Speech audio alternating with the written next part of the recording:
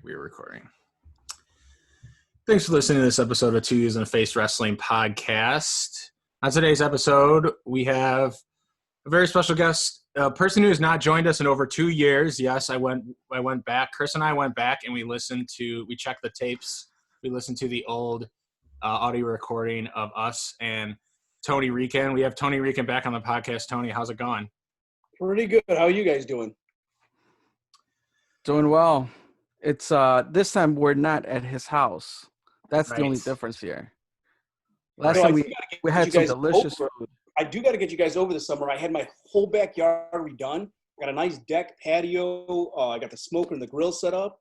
So just let me know. I literally am posting free weekends. Just let me know you want to come, and I'll cook. I'm gonna throw down. Okay, cool. Well, I'm looking forward to that. You guys know, Nick Cutler, the wrestler from Indiana, Dark Horse Nick Cutler. Sounds familiar.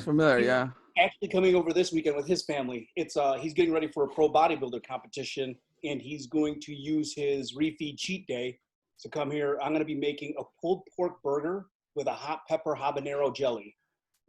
Wow.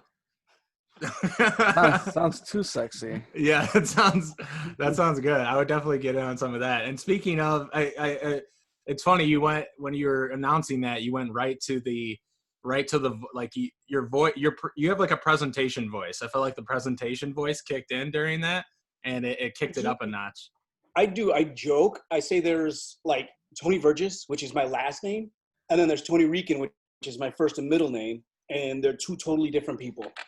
Yeah. So like, if I'm, when I was wrestling and when I'm doing the YouTube stuff, or when I'm out in public for the cooking or wrestling, I'm Tony Rican. When I'm chilling with my wife, I'm Tony Vergis. Right. And well, let me tell you that both personalities are awesome. We were just not too long ago. We were just talking to Trent and Basil, and Trent has your opening of your videos down like pat. Have you heard it? Have you heard him do your opening? No, I didn't. I didn't know it was out. He did one. No, I heard that he was ripping on my tattoos. Oh, was he? I don't know if that was. I don't remember that stuff. Yeah. But yeah, he has the cadence, like the cadence down. The "What's up, guys," and then like going into the whole flow. So I didn't know if you'd heard it. I get comments on my YouTube about that, where people are like, I hate how you talk. And then they'll comment 2 times later, like, I just realized you're a pro wrestler. I totally get it now. Look at those trolls. Look at those trolls coming back and correcting themselves. I love it. It's great. So yes, I mentioned 2 years. Well, Chris, first, how are you doing? I wanted to just check in with you like I always do. I am doing well, brother. I am drinking a Modelo. I told you earlier that I have a few Modelos in the fridge, but I am jumping back on the low carb, slowly making my way back to the low carb, because this quarantine and these pounds are just adding up way too fast. Yep. Yeah. Believe it or not, I'm not trying to not make you feel any worse, but I've actually lost a few pounds in the quarantine. I don't know what. I think it's my fiance working out and making me feel like a slug, so I feel like I have to then. So I'll blame her for the guilt. But Tony, I was listening to the episode we did with you 2 years ago when we did come back, and literally it got to a point where you were talking about like books and things you wanted to do, and you did, I think, mention. I think maybe what the book came out to be, the idea you mentioned was like a little bit different, but you did mention like a simple, like kind of Puerto Rican cookbook. And is that what kind of like came out and produced? Is this like 2 years in the making? Okay, so what ended up happening is there is a lady in Elgin who does like Puerto Rican catering, and it's one of those like where she uses a professional kitchen and does like meal services and stuff. Hang on. Oh, you're good. Sorry about that. And does like meal services and stuff. And I said, hey, I asked her, do you want to do a cookbook together?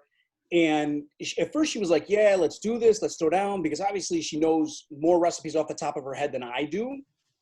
But then when it came down to it, she vanished. Like she just like vanished completely. And then no lie, like, what was it, November? Callisto Media, who is the owner of Rock Ridge Press, emailed me and said, hey, do you want to do a Puerto Rican cookbook? Okay. And I was like, yeah, I do.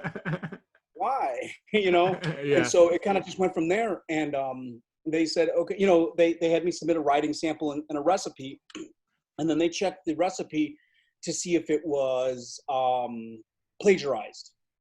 Oh, You know, to see if it was my recipe, if I was plagiarizing something. And they were like, okay, cool, this is not plagiarized. So they ended up offering, you know, making me an offer and everything. And God, what did I have to do? I had to do from Thanksgiving to New Year's, I had to write 31,000 words. Okay. So, yikes. and Okay. Yeah, that's a short amount of time, I feel like. yeah. Oh, yeah. It was rough. It hurt, but I did it. Okay. That's cool. Yeah, and that's awesome that I think and last time we kind of had you on, you know, your YouTube channel Average Guy Gourmet had a ton of momentum. For those listening too, Tony Rican involved in the Chicago local independent wrestling scene. So if you're new to this podcast and you're wondering who the hell this guy is. Yeah. You I wrestled from, God, 2001. And I technically retired when I was 40, which would have been 2014. Okay. But then I did one more match with Horning after that when he was retiring. Right. I remember that.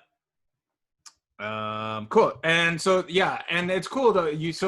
And just kind of relating to the 2 years, right? We're bridging the gap between that first interview and the second one.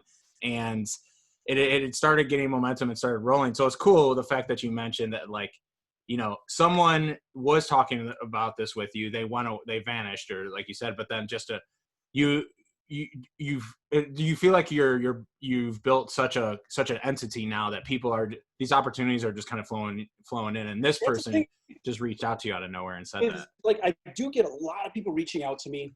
I say a lot, but not a lot, but more than I would think. Like, people were like, hey, we got this product. Do you want to test it? Do you want to do an unboxing review? Blah, blah, blah, blah. You know, all these things. And it's like, a lot of them I say no. It's just because I know I'm not going to get around to it, or like, what am I going to do with it when I'm done? Things like that. Right. And most of them are for trade off for the product. Here's the product, do the review. And it's just like, again, what am I going to do with the product? I don't want it. And so, but it's to the point where, like, I really want to get like a business manager. When I say business manager, I really mean like a salesman, somebody to go out and get these offers. Right. Because like with the book, with things like that, is these companies are coming to me. So I thought, man, if I had somebody who knew what they were doing to actively go out and get them, where would that take me? Right. Because I really do think I'm at that cusp where it's time to be proactive instead of just have people coming to me. And so, like an agent or sales agent, would that be? Yeah, exactly, like that. It's exactly, you know, hey, you go get me a deal for X, and you keep X, and we're both happy. Right. And I remember 2 years ago, since we keep referencing that one time, I was listening to it, and you mentioned at that point you had around 2,000 subscribers to your YouTube channel. And now 2 years later, you're at nearly, what, 18,000? Yeah, I'm closing in on 18,000, and my Facebook has over 44,000 followers. Wow. That's a huge jump. Yeah. That is how much X, like in every year, like 10X? So it's exponentially increasing. Yeah. I don't know if you guys know, my day job is I'm a data analyst. Mm-hmm. So I remember that. Creating forecasts and, you know, highs and lows and basing goals off of those. And it's rough because the exponential growth, especially like with this quarantine, what I had expected to do, I almost tripled. So it's like I'm looking at these numbers, and you know, 1 year it took me 5,000. It took me all year to grow 5,000. Then the next 6 months, it took me that 6 months to grow that next 5,000. Right. So where it took me, you know, so the time keeps getting shorter and shorter. Where I was getting 350 subscribers a month, now I'm getting 750 subscribers a month just 2 months later. Wow. So it's just like, it's starting to pick. The quicker it goes, it just keeps getting bigger quicker. Yeah. So what do you, I mean, because also the key thing that I've noticed from Average Guy Gourmet is that you are consistent in publishing these recipes. Yep. Oh yeah, no matter what, every Monday and Friday on YouTube and every Wednesday on Facebook. It doesn't matter what's going on. Like, I went to Puerto Rico, and I was in Puerto Rico for 7 days, but my stuff still came out. Because I had filmed a whole bunch of stuff ahead of time and set it up all scheduled. So even though I was gone and not around, the channel kept flowing as if I had not gone on vacation. Right. That's smart. That's that And prep. what do you like? How do you come up with so many recipes? And are all these recipes like on YouTube or book exclusive? Like, how did you manage to balance So, that? like, a lot of it is my wife and I see things we like, but we want to tweak it. We're like, okay, that's cool, but what can we do with this?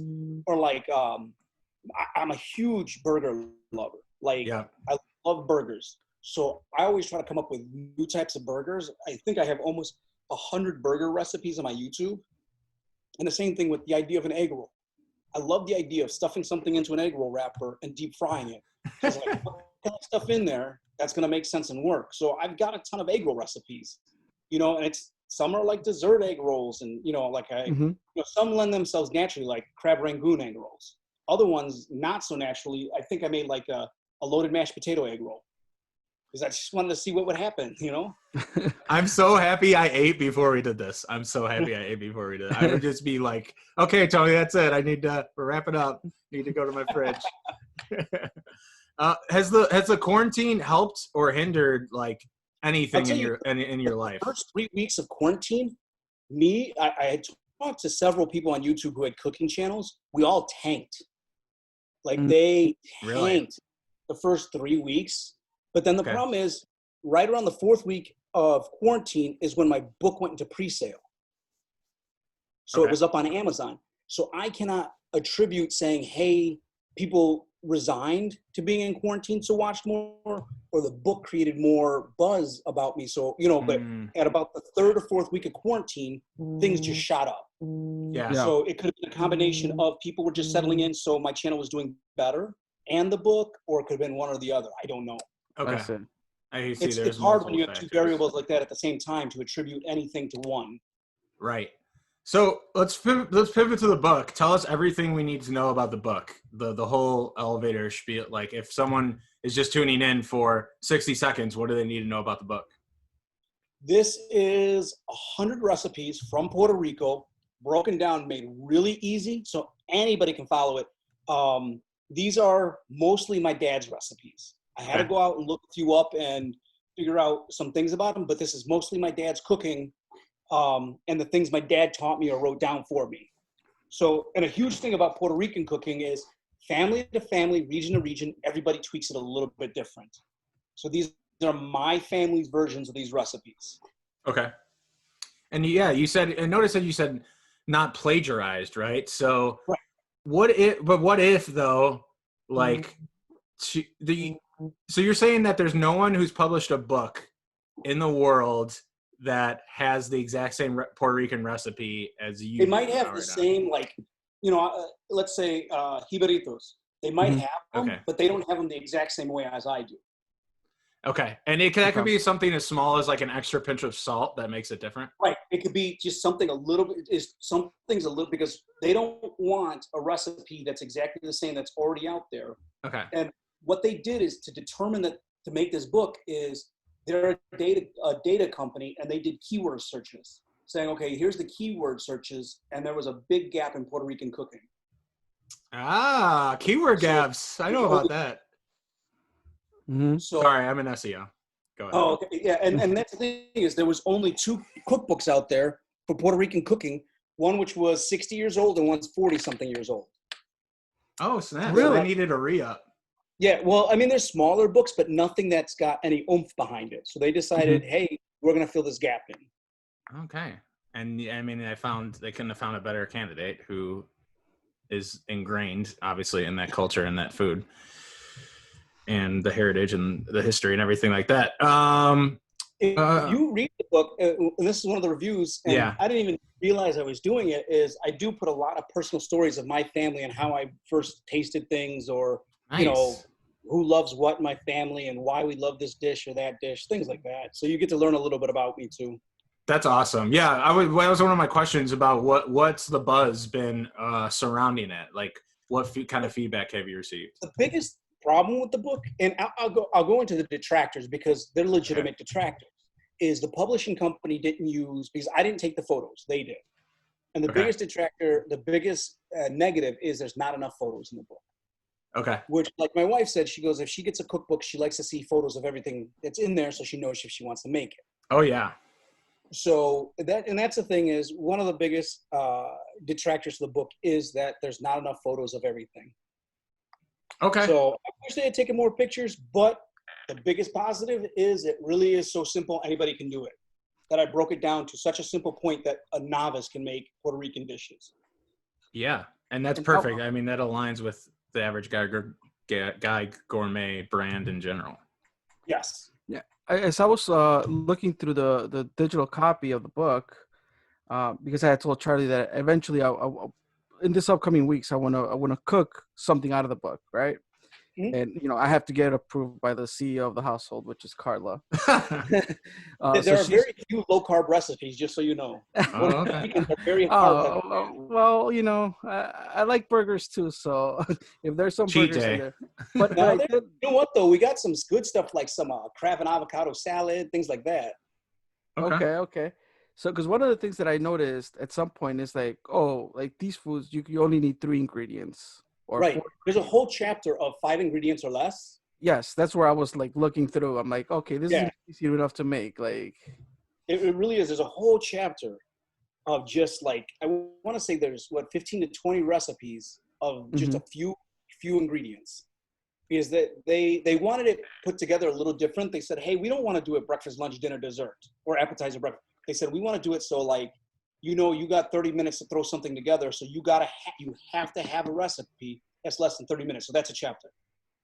mm, Oh, okay. They said, mhm, hey, we don't have anything in the house. We only have a couple ingredients. So that has to be a chapter. Yeah. yeah, Hey, I want to do a slow cooker recipe because I want to throw it in and leave. I want to go, yep, throw it in and go shopping. So a slow cooker, pressure cooker is a chapter.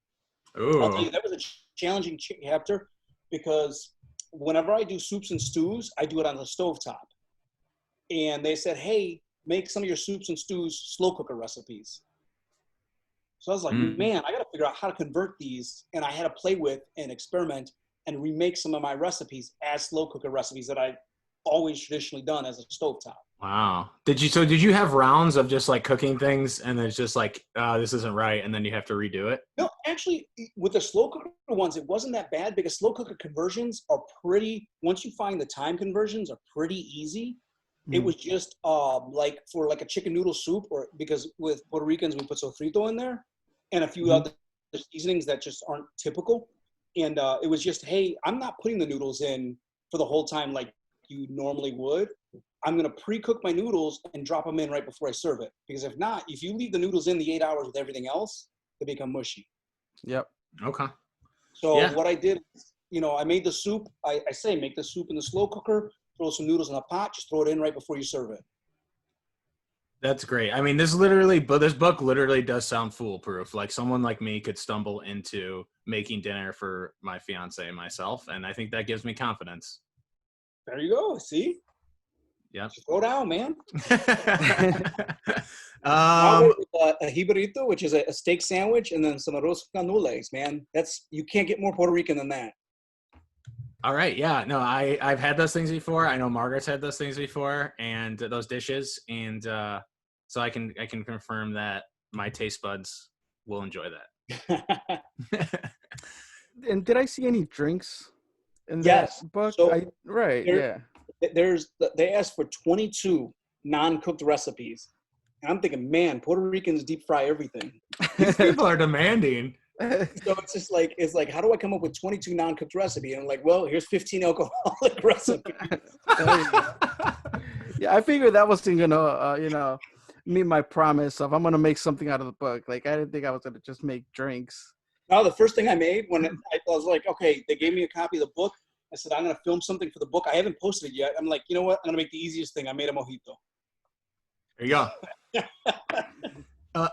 Referring back to the interview 2 years ago, you were laying off the sauce a little bit, and is that still, has the quarantine? Are you drinking more now in the quarantine, or are The you only thing still I've drinking since the quarantine started was that mojito I made that I never put the video up. okay?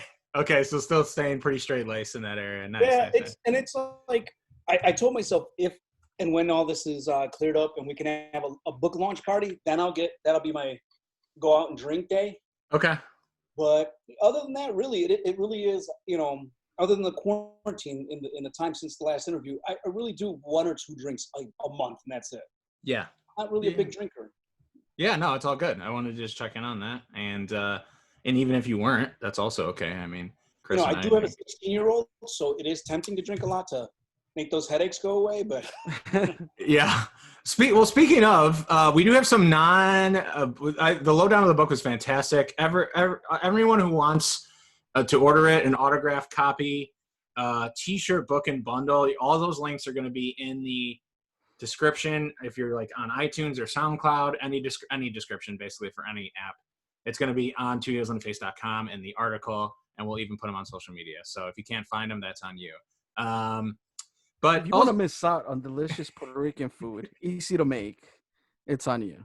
I agree. But speaking of, there was a couple mixed AGG stuff mixed in here, but I wanted to check in. I know you post about your son a lot, which is great. I feel a lot of proud dad vibes coming from that.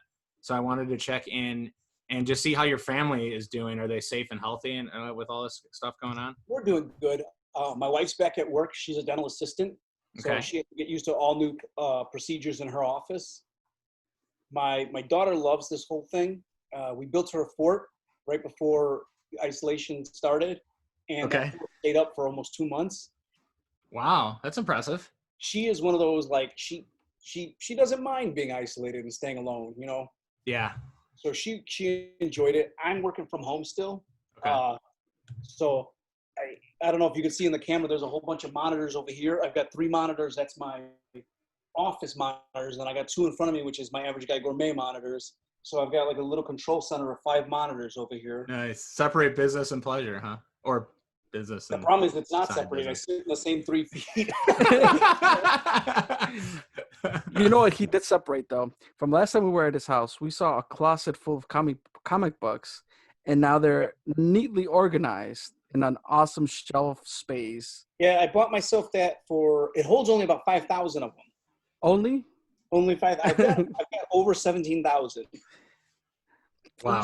So the ratio of YouTube followers to comics is right on par. It's like almost 1 for 1. Every comic I buy, I get a new YouTube follower. That's the way it goes. Hey, Tony, do you ever... I guess that's a giveaway someday, right? Give every follower that's how they're out the closet. Absolutely. Hey, do you ever play any Dungeons and Dragons? I played D&D. My game, the last game I really played was Rifts, which is Palladium. I used to be a huge RPG guy, and I'm trying to get like a group together for like a Skype RPG or something. Just have some fun with some of my friends. Okay. Yeah, no, it's something I recently got into, and I feel like you would fall based on your other hobbies. I feel like. Oh yeah, I used to like huge D&D guy, which led to so many other RPGs. Yeah. My old comic shop when I was in my early 20s, in the basement they had like a game night, and I used to go. We'd play Car Wars, Marvel superheroes, D&D, all kinds of things. Cool. Nice. Yeah, that's cool. What was your, if you don't mind me asking, what was your character? If you're. I had 2 that I played a lot. I had a paladin and a cleric. So along the same lines. Yeah. You're a man of holy man, huh? Yeah, me, holy man. But yeah, those were the characters I played. So. Nice. Cool. And Anthony, how's he doing with like? Is he still in high school? Right. Yeah, he's 16. He just turned 16. As a junior, he'll be the starting running back for the varsity football team. The kid's deadlifts, his working weight is 330 pounds. Okay. Because we have a full gym in my garage. Okay. And he goes out and lifts for an hour and a half a day. Wow. Yeah. He scares me. He's like 5'9". He's 5'9", 165 pounds.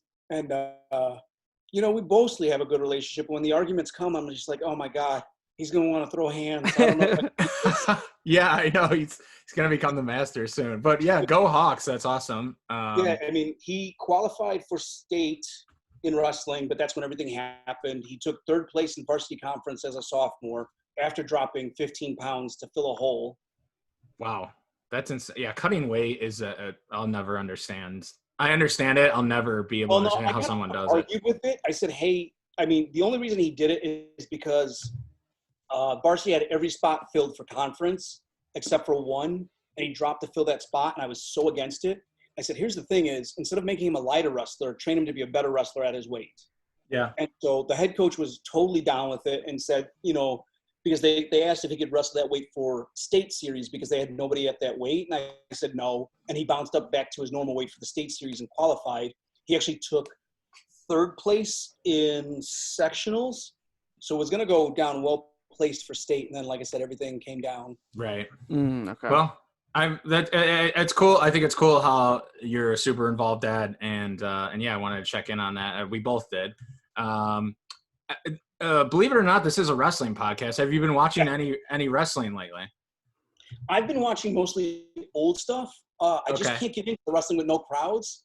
Yeah. Even though like Egotistical Fantastical Robert Anthony is one of my friends, so I've been making sure to check out the AEW Darks, you know, with him on there, with him and Joe Alonzo, you know, because like I said, Ego and I came up together. He started just a little bit before I did, so we're friends. So obviously I support when he's on there and everything. So I make sure to tune into those. But other than that, I've been watching older wrestling, you know, just because I can't get into the no crowd stuff. I've been watching the pay-per-views just because that way I know where it is when things go back to, you know, having crowds. But for the most part, I can't do the week-to-week shows and empty because there's just no excitement to it.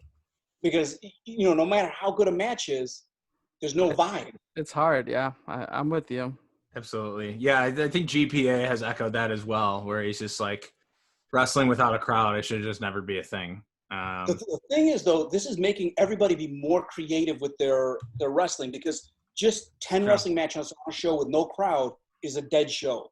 So everybody's having to flex their muscle. And the funny thing is, you see people on both sides, the AEW and the WWE fans complaining about the other side, saying, oh, look what they did is so dumb. Well, no, they're trying to push the envelope and do something new and different. You know, so it's not dumb. They're trying to innovate. They're trying their best to innovate. Right.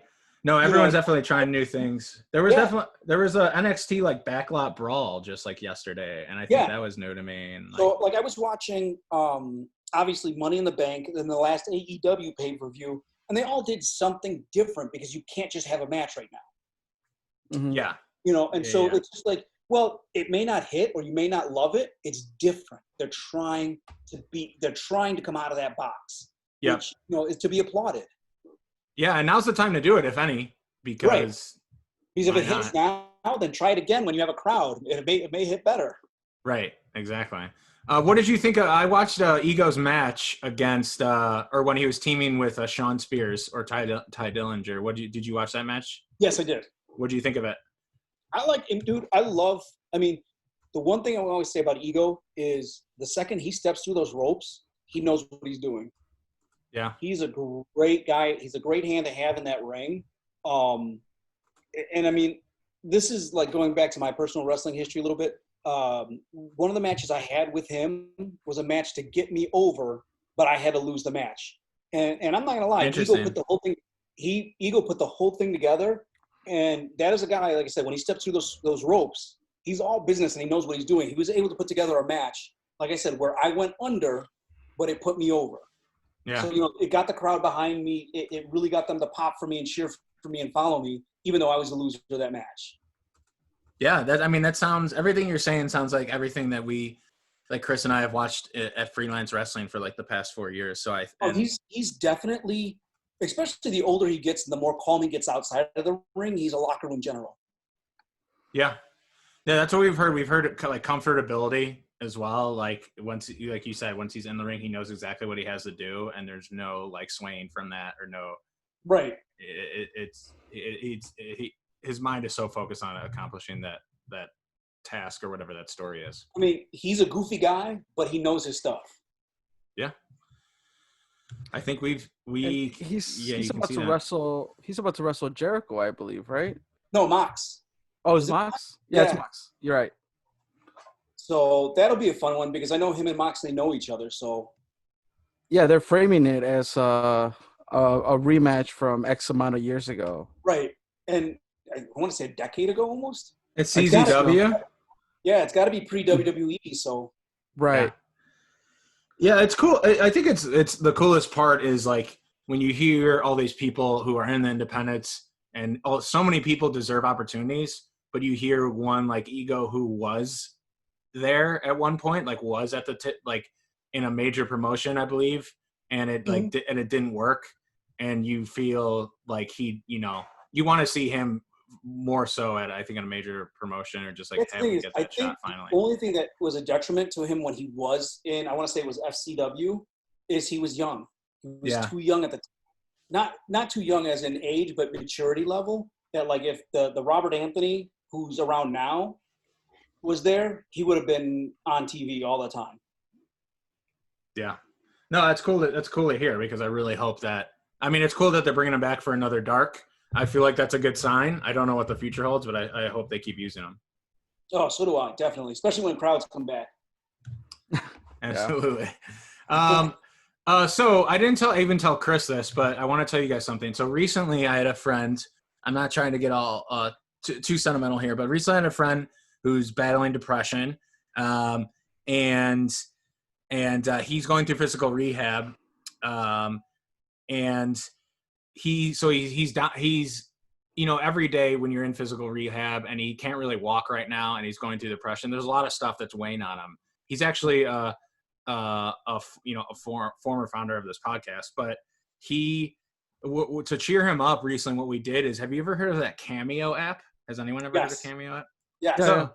So we sent him a cameo from Big E because he's a huge New Day fan, and he said it was the best verbatim quote, the best gift that he's ever received. So it blew it out of the park in terms of and also didn't even know this when I was booking Big E for that. Well, first off, let me say that you were booking Big E. Okay. That's what it says. That's they use the phrase in Cameo, book this celebrity, book Big E. So it took me like 20, 25 minutes to do the write-up and all this stuff just because I wanted to say the right thing. Big E turned it around in 10 minutes. 10 minutes I had my video, so props to him. And also, Big E actually we found out that he's battled with depression as well. So didn't even mean to do that. That was just an irony. So the reason why I'm saying this is, first, check out that app if you ever need to lift someone's spirits. I split it with like 8 people, and it was $16 a person. Completely worth it. It might have changed this whole guy's week or year. The question to you, Tony, is if you were to receive a Cameo message from any wrestler, who would you want it to be from, and what would you want him to say? Oh God, shoot. That's what would it be from? God, man. See, like me, the guys, because I got to meet so many people. Yeah. I would have to say it had to be a legend like Steamboat. That's the one guy I always marked out for as a kid that I never got to meet. Okay. It was always near misses, and like you didn't that was meet him always, at a Blitz show. No, I was off of Blitz onto AAW by the time he came in. I had a couple of dream matches. Like I wanted to work X-Pac, and the funny thing is, no matter what happened, it was a bunch of near misses. Like I was booked to work X-Pac, but I said, hey, I'm supposed to finish a feud on this date. And they're like, yeah, but we know you want to work X-Pac. I said, it doesn't make sense. I'm in the middle of a blood feud. That was my Fans Bring the Weapons match with Brandon Blaze. They're like, we'll put it off a month. And I'm like, I'd love to work X-Pac, but it doesn't make sense to put this off a month. How do you break a feud just for a BS match? You know what I'm saying? So instead you chose to get your face gashed. Right, yeah. That's but you know what I'm saying is, like, so it was near misses on stuff like that. And the same thing with Steamboat is it was near misses on being able to meet him. Like, somebody was going to book him, and like I know at one point AAW was going to book him, and it fell through, and and it's just like all these little things is Steamboat would be the guy. And like even when I was doing my arm drag early on with Mike Horning, I did the Steamboat arm drag where you're up high and you post your arm, and I was doing like I wanted to be Steamboat. So something from him. Okay. Literally anything from him acknowledging my existence. No, that's really cool. Yeah, that was a right hook of a question. But I think you answered really well. I was gonna say I have used that Cameo app for my son's 15th birthday. Oh, cool. Who did you book? RG3. Oh, nice. He's a big RG3 fan. Well, he's big football guy, and RG3 was the biggest name that was reasonably priced. Okay. And when I gave it to him, at first he thought At first he thought it was for somebody else. Then when he realized RG3 was talking about him and his number and his football, he's like, "Well, how'd you put those words over RG3's face?" RG3 was talking to him. You thought you dubbed like, it. Yeah, that's exactly what he thought. That's funny. That's cool. Yeah, dude. You could honestly, even if you're not gonna book someone, I would recommend anyone listening to this podcast to just download the app and scroll through it for like an hour and look at all the people that are on there. That's honestly worth your time. It's so interesting. But if you do not want to go on Cameo and buy a video, what you can also get, it's an autographed book by Tony Rican. Yes. Where can we find that autographed book? The autograph book. Okay, so the non-autograph book is on Amazon. I gave you guys a link there for that. The autograph book and the book and T-shirt bundle. The T-shirt I'm not selling outside of this bundle, just so you guys know. Exclusive. Specific design. Those are on the AverageGuyGourmet.com website. Okay. So, if you want the autograph book or the book and T-shirt combo, that's me. The book by itself is Amazon. And do you sign like little notes like this book's awesome? Oh yeah, I've sold a couple of the autograph ones. Like one of them is actually an AAW fan who's been a fan from cooking everything since the beginning. And I said, hey, to a fan who's always been awesome, I try to work that in there. One was from a Puerto Rican lady who married a Greek guy. And, I told her, I said, hey, teach that Greek family of yours how awesome Puerto Rican cooking is. I try to come up with some stuff, and my handwriting is bad, but Yeah. I No, I think and everything you do, just when you were kind of talking about that, like you passed up a dream match of yours just for the booking's sake. I think you can tell that in anything you do, whether it's cooking or wrestling, you care and you just want to put out the best product for someone. So I think that shows in everything you do. Oh, thanks. I try, but Great. Yeah. What other, I think I only have one more question and then we can let you have the floor, but what's next around the corner for Average Guy Gourmet? I'm decided to do another book, because the publisher asked me if I have any ideas. And I think I'm going to go with a copycat book. I'll write it up and pitch it to them. If they don't decide to carry that one, I'm going to self-publish it. So either way, the next thing out book-wise is going to be a book of copycat recipes, restaurants, stores, things like that. Okay. Just because it seems that people like that. So I figure, why not? And then I bought myself an art tablet. I haven't drawn in a long time, so I can draw straight to the computer. Mm-hmm. And I used to do a cartoon when I first started wrestling called Kayfabe Circus about the wrestlers.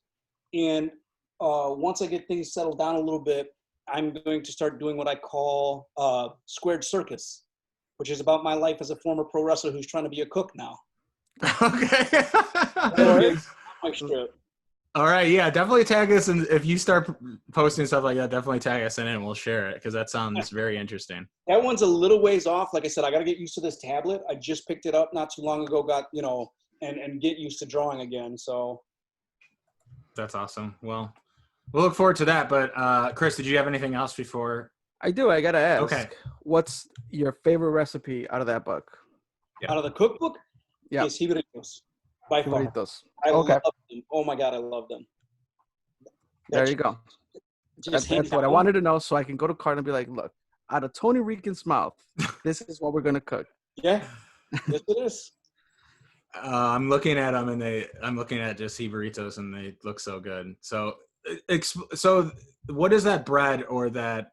It's a plantain. Plantain. So what it is it's a steak sandwich, but instead of bread, you use a flattened out fried plantain. Yeah, I do know what plantains is. I'm not that white. I am a little cultured because Margaret and I buy them, and the people who are checking us out at the cash register, I think at like Aldi, ring them up as bananas, and we get them for way cheaper because no one knows what plantain is. These are like, oh, there's a couple white people buying these. They must think they're bananas. Yeah. My white privilege was showing for a second, but I promise that I know what a plantain is, and I have eaten them. All right. Cool. I think we'll give you the floor then. If you have anything else to say, or where can people find you, Tony, or where anything like that. Well, I'm on YouTube, Average Guy Gourmet, every Monday and Friday, brand new cool recipe. Today I just dropped loaded queso dip. Literally just came out at 5:00 today. And then, so Mondays and Fridays, new recipes there. Then every Wednesday I do a copycat recipe over on Facebook. Okay. Which is Average Guy Gourmet. The only place I'm not Average Guy Gourmet is on Twitter. It's AGG Rican. So Okay. Average Guy Gourmet, AGG_Rican. I'm not that good at the tweeting, so conversate with me on there. Force me. Like if anybody's on Twitter, AGG_Rican, hit me up, get me tweeting more. I've got to become better at Twitter. I am on Instagram, Average_Guy_Gourmet. I play around on Instagram. I do a lot of stuff with the Instagram stories more than the Instagram posts themselves, just because I find them easy to use and more fun than like Facebook stories. Okay. So, cool. And is Twitch taking a backseat for now?